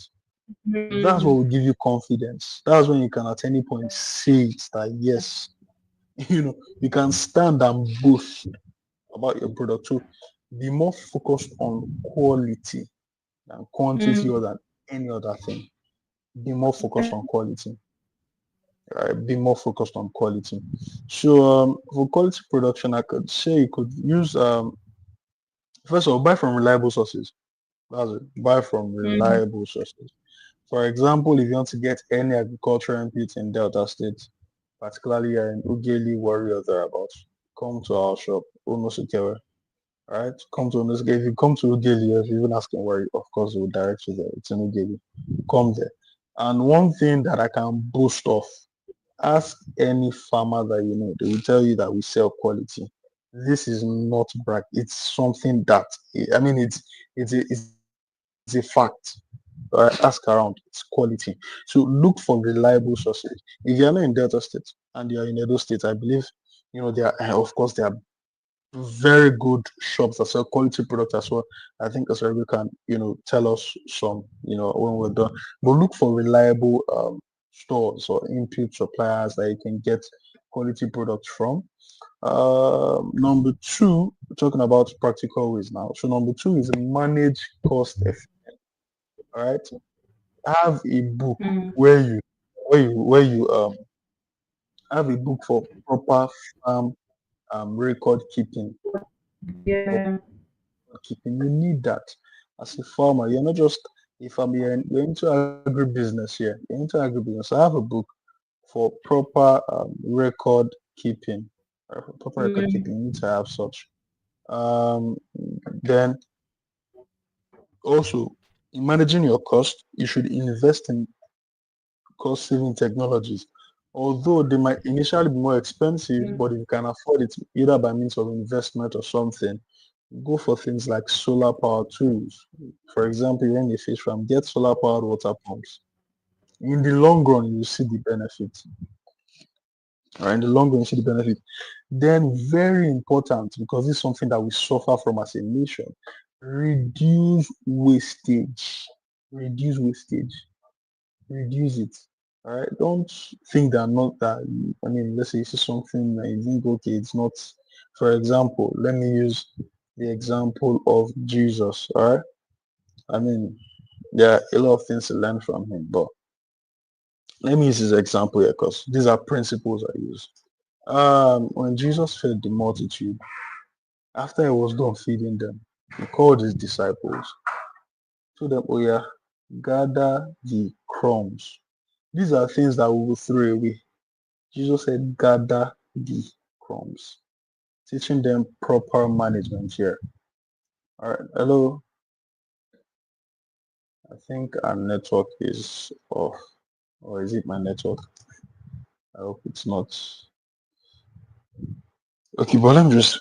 Okay, I think our network is off, but let me keep on saying what I'm saying. So Jesus said, gather the crumbs, right? That's taught about proper management here. All right, so we should learn to reduce wastage, right? Either by proper storage, timely sales of produce, or ensuring that nothing goes wasted. Ensuring that nothing goes wasted in your farm or in your agribusiness or whatever it is. Always learn to reduce wastage. Um, Let me pause for a while here to understand.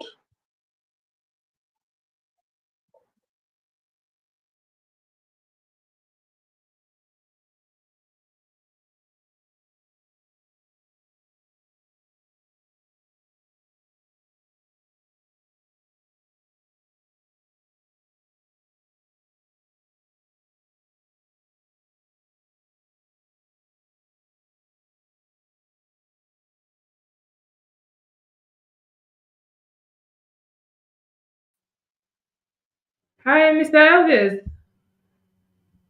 Okay, are you back? Yes, I am. My Sure, network threw me out. sure. My apologies. No problem. Yeah, no problem. I had to hide my face for a little while. My host is out. Yeah, you could have continued the conversation and I would have joined anyway, Oh but yeah, fine. Thank oh yeah. I finished. I finished the second point. I already finished on wastage and all those things. So now let me you. Oh, continue. Yeah. oh, So the okay. third one. The third one is build strong market networks. I think I'll just list them because these are very important and these are tips that you know if we properly incorporate into our own structure, it would actually help us. So build strong market networks. All right. Yeah. Why this is very important as well. Let's say you're able to get off takers of your product. All right. If you have Mm, an off taker, you can easily negotiate with the person and tell the person, okay, pay me 40% or 50% to begin this. When the person mm, pays you that 40 or 50%, that is very good for you because at that point you can use that money to buy all the raw materials you will need. So you have shielded yourself mm. against these macroeconomic factors where price will go up or whatever. Yeah, very And the true. thing is, you are negotiating with that price, so you're not going to make any loss. So the person pays you, you can True. buy it. And you can even also buy more, so you can make some extra money by the side. So, True. when you have a strong market network, you are ahead. You're ahead. So that's one. Very true. Also, you could look for some online platforms so that you can sell to. But for example, if you have your eyes out for exporting, you could get maybe you could learn how to put your products on Amazon. It's not actually that hard. It's actually very easy. Put products on Amazon and start exporting, start selling. You can form partnership with buyers. I think I said that of taking and all those things. And then you can also do processors where I talked about the dried fish and the likes. Right? Another one is stay updated and innovative. This is very important. Um, Yeah.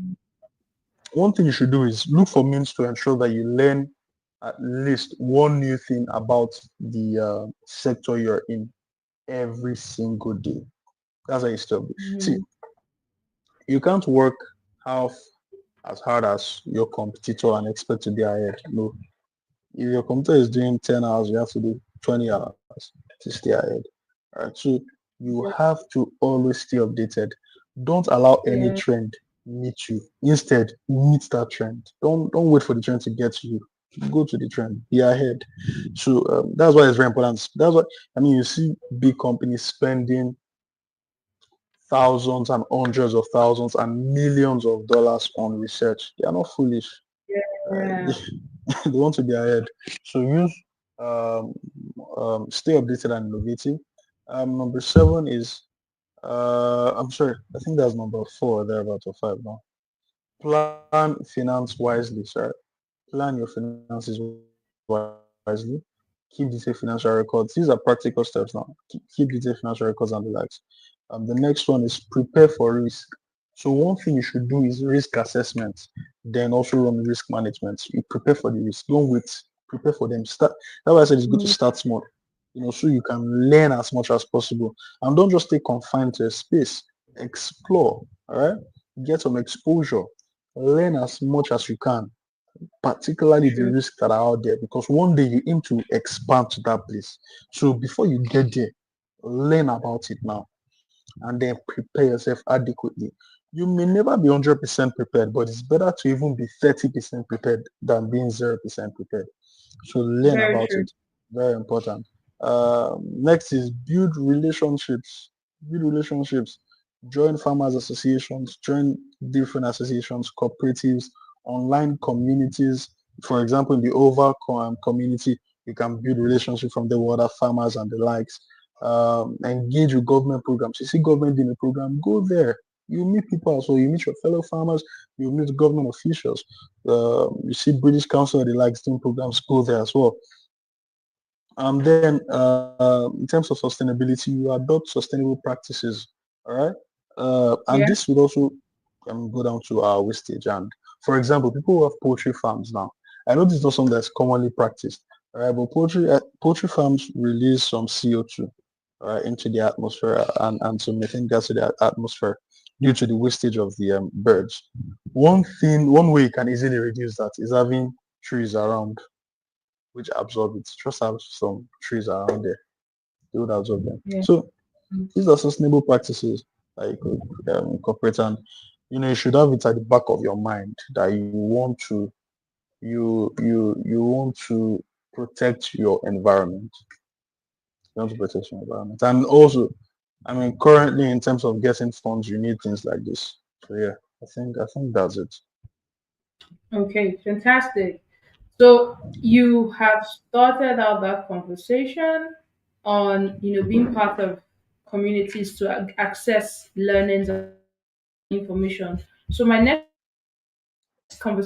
question is around that line. It says, how can beginners find mentors or join groups? I know that you have highlighted um, the over community earlier on. Can you share more light as to how people can join that community, and so possibly other communities that would be Mm. useful to anyone who's about to embark on the agribusiness journey? How do they find mentors? I think Mm. you started from that question. How do they find mentors and then communities? So the first thing, finding mentors in business. The first and the most honest answer is you yourself. You have to be someone that can be mentored.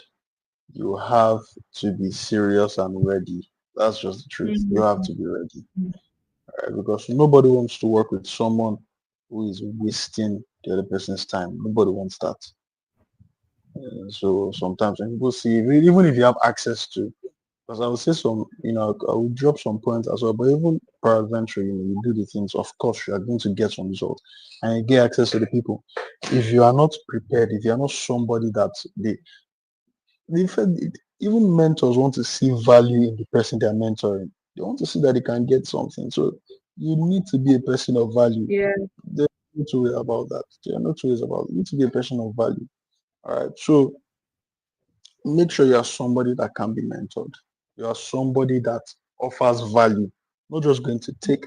For example, Cosmos Maduka would always say, that's CEO of Costaris, he would always say, um, he would always talk about one of his mentees. Whenever he saw him, before he even took the person in, whenever he saw him, he would always give him a gift.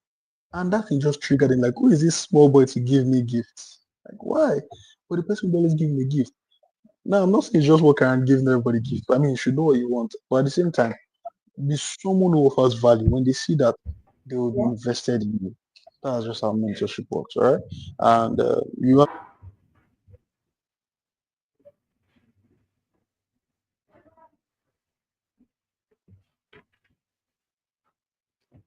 So Elvis, we can't hear you at this point. I've stopped hearing you at this point.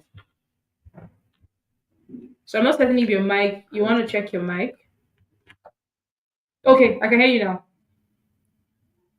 Can you hear me now? Can you hear me now? Fantastic. Is it Yes, we're better? back. Okay, yeah, Beautiful. beautiful. Yes, yes. Yes. All right. So I was saying for mentors, you have to step out. You have to step out. You have to step out. Go for Mm, trainings. Because that's what you see them. They're going there to speak. They are going there to learn. So go for trainings, yes. go for programs. You'll find people there. Approach them, be bold. So, but that's why I mentioned that I mentioned the things you have to do beforehand. Be prepared, and then you can start stepping out. You go for trainings. You approach them. Oh, this is what I'm doing. This I'm doing it. I would love to gain your insights. Beautiful. I mean, they would then take you. And again, sometimes we even have parents or we have relatives who are doing what we're doing, but see finish. I think that's the best way. Apologies for that, but see finish has damaged us. You just see this one. Nah. There are people who are dying to see those people. There are people who are dying to have that access to those people that you have. So don't neglect that or don't take that for granted. All right. Look at your relatives. You'll see them. Then groups, you could join various groups as well, and you could even Yeah, get mentors. Or very and true. again, sometimes it's not only about mentors who are above. You could also find peer-to-peer mentors as well. All right. Somebody that is on your level, maybe your mate, but is doing amazingly well as well. You guys can rub off on each other. That's how it is as well. So find those kind of people. That's a community that you can form within your own self. Find friends that are doing well, and you guys encourage each other. Also joining groups. There are various platforms that you could join. There, for example, if you're a farmer, there's the Poultry Association of Nigeria. There's also the Fisheries Association. There's the Animal Science Association of Nigeria. There are many associations that you can join depending on your practice and also your study, right? What you study in university. Um, and then there are platforms like the overall community for people who are into livestock and the like. So there are platforms that you can join and you can also learn. And if you look at, you find even more. I'm not very certain of your law, but if you look at, you find even more communities and more platforms on LinkedIn, on Telegram, on WhatsApp that you can join and that you can get daily nuggets. And also, if you want to join the overall community, as I said, you could check our website. I think I can put in the comments here. Okay, I'm able to. Let me see if Okay, I if can I put if in I the have it comment. from you, I can share. Okay, it's okay. I'll send it to you. It's W. Just check our Okay, website. You see where to um get it. so Where it's to join rather. www.oval.com. Yeah, OAVLTD. That's Oval TD. OAVLTD.com. OAVLTD.com. OAVLTD.com. So Okay, there is a subsection which says join our community. Click on that, click on the link there, and you'll have access to join the community. Also, you could check our Instagram page as well. Our Instagram page is Onosikewe Agro. If you just put OAVL on Instagram, you will also find the page as well. So you can just put OAVL, you'll find the page. Or on Facebook, it's the full name, Onosikewe Agro Ventures Limited. But once you go to the website, you'll find all of those details there. You find Instagram, you find Facebook, and you find LinkedIn there. Why I would always encourage Instagram and Facebook okay, is because we also post the tips, all right? We post the tips on those yeah, platforms as well. So you can easily learn from those platforms. So just check the website, you find access to every single thing you need to join our community and stay up to date with the tips and knowledge you need for your family. fantastic, fantastic, fantastic. Thank you so much, Mr. Elvis, Thank for you. for Thank you sharing very much. that, and also Thank you for the letting time. them know. Yeah, I should say thank you. I know that you're a very busy person. Yes, I I take am it fully aware. fine. I'm fully aware. Excuse me. So Yeah, we are bless on you. to our last question Yeah. at this time, and excuse me. Yeah. So our very last question at this time is okay. If someone is just starting out, what's the one thing they should focus on? All right. So if someone is just starting out, uh, what's the one thing they should focus on to succeed in agribusiness? Um, Now, for someone who is just starting out, yeah, the first thing I want you to focus on. So, I mean, I think we have mentioned everything. So I'll just do sort of like a recap and drop some advice. And then I think that'll be all. But I think the first thing you should focus on is your interest, your knowledge, your interest, your knowledge. In fact, Mhm. before we go into that, do some research as an individual. You're a young man, you're a young woman, or you're an old man or old woman, whichever, however, you want to practice or you want to, set up an agribusiness. The first thing you should do is your research. Go online, Mm, all right? Not just even going online. Go to the market, ask people. That's research. It's not just only going online to find out stats or whatever. No. Sometimes the best results you get are the ones you get interfacing with the farmers or with the market women or the market people, or or even your own relatives. So just go out, do some research, find out what sells most in that region. Find out, because sometimes again it's more than just your interest, or it's more than your passion sometimes. All right. One thing everybody's passionate about is making money. So I think that passion of making money can help you to sustain it as well. So, well, before you just, because of a passion for making money, just step into it. That's not idea. You go out, you do some research. Then after you do research, you have to now work on the knowledge gap, because there's always a knowledge gap. Work on that knowledge Yeah. gap. All right. Look for, look for, um, um, trainings that you can go for. Look for people you can learn from, mentors or friends that are doing the thing. Look for them. Go knowledge. Sometimes you have to run after knowledge. You run after it. You go after it. See, be violently um, be violent in your pursuit of knowledge. You have to go for it. Knowledge is not just going to come to you sitting down, and you may have to spend some money as well. So you plan for it. At the end of this year, now start planning for next year. That, okay, this is what I'm going to spend. All right. So do that. Get the knowledge so that I can bridge that knowledge gap. Not just theoretical knowledge, but practical knowledge. All right. Because your research will make you understand what is available and what you can do. Then from that information, you now start learning about it. All right. Then Yeah. the next thing is to take the little baby steps of starting out. Again, there's a whole process. You don't just go into the market at once. You do some test runs. Right? Yeah. Do some test runs, prototypes. You get whatever product or whatever it is you want to try and do.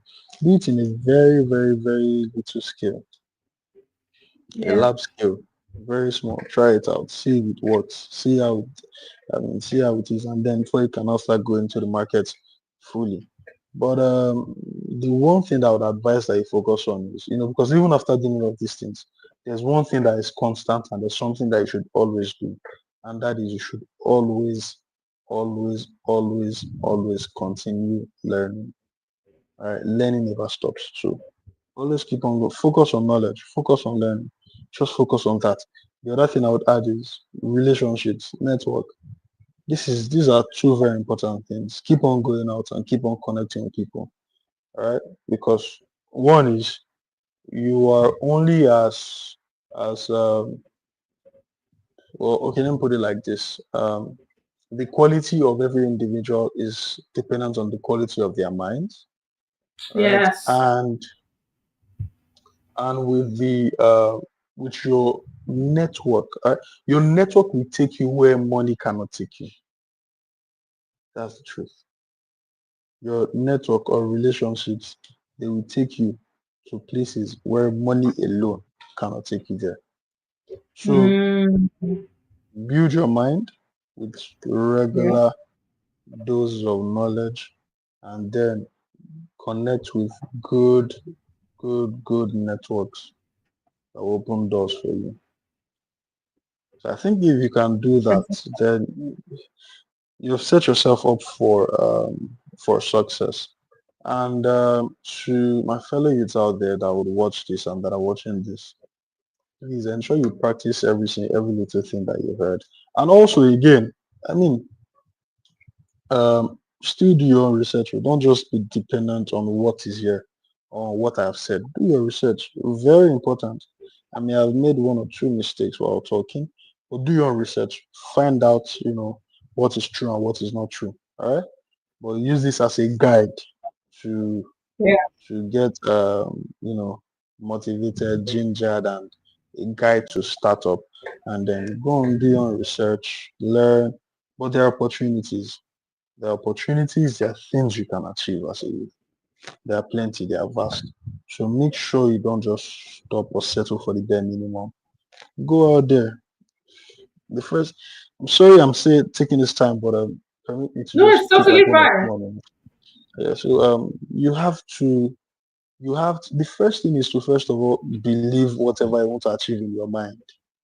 All right, do that. Mm, Get your mind set on your goals, your purpose, your passion. If you can conquer the war in your mind, because that's the biggest battlefield that we would ever face. Because your mind will keep on telling you or showing you reasons why you cannot achieve what you want to achieve. Your mind will yeah. always do that. Your mind will always tell you because again, while we're growing up, you maybe except you grow up in a family where God blessed you that your father understands the power of the mind and the power of words. When we grow up in families where they tell maybe you have a dream and they tell you, what are you saying? You don't even have access to this one. You're saying you will be that. When you grow up in that kind of place, you have to ensure that you break out from that kind of mentality. Right? Don't lock Mm, yourself in that cage. Break out from it. Then get your mindset. And again, after you get your mindset, start putting into action what you learn. Start putting them into action. Well, the first thing is you have to break that barrier. And once you can break that barrier, that knowledge gap, that knowledge barrier, that mind or mental barrier, then you can now start putting into action what you're learning. And trust me, that's how you set yourself up for serious exponential growth. And yeah, and again, one of the advice I would give, one of the advice I would give is if you're a believer, if you're a child of God, hold on to God and the Holy Spirit will help you. He will help you. He will help you. yes. He will help you. He will help you. You don't have to struggle when you have the Holy Spirit. All right? So hold on to God, hold on to the Holy Spirit. He will help you, he will direct you. For example, setting up the overall community wasn't just one of my wishes or something I thought about. No, I got that inspiration from God. So, and again, the structure and how it's been run and how it's been maintained, everything came from God. So, and I mean, I can see the little success coming in now, and I can see the bigger success coming in a few months' time, and the like. So, hold on to God; He will direct you and He will help you.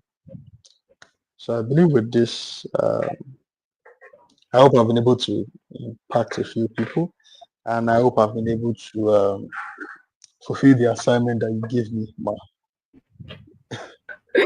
Ah, you have done justice to this conversation, and even sort of shared more light beyond, way beyond the conversation. And this is me just saying a big, massive, huge thank you for your time, for your commitment to this. The way you shared, you shared with someone that has so much passion for the sector that you're in, and you also shared as someone that is a good teacher. I like how you came with your notes and you started, Yeah, just breaking it down step by step, step by step. So even if it's someone that's just hearing about this entire conversation from the very first yeah, time, they can have an understanding. And that's, yeah. that's something that is really commendable. For anyone that would Thank you. definitely for anyone that would definitely be a person of impact, you have to be able to teach, because Yep. not teach, because every true change starts from knowledge acquisition, awareness, and which is what we are doing here. Yeah, And so thank you, thank you, thank you. And I would also say, please do keep the fire burning, and by fire I mean about it. your drive for youth empowerment. Your drive for youth empowerment, please just keep it burning, because I feel like we need more people to keep having more conversations like that. And uh, thank you for being like a beacon of hope. I would definitely say that you're a huge inspiration, especially within the Thank you very agricultural much. sector. I will definitely say Thank that. you very I will much. definitely say that. Thank you And very I much. am so I'm thankful to God how your journey has been thus far.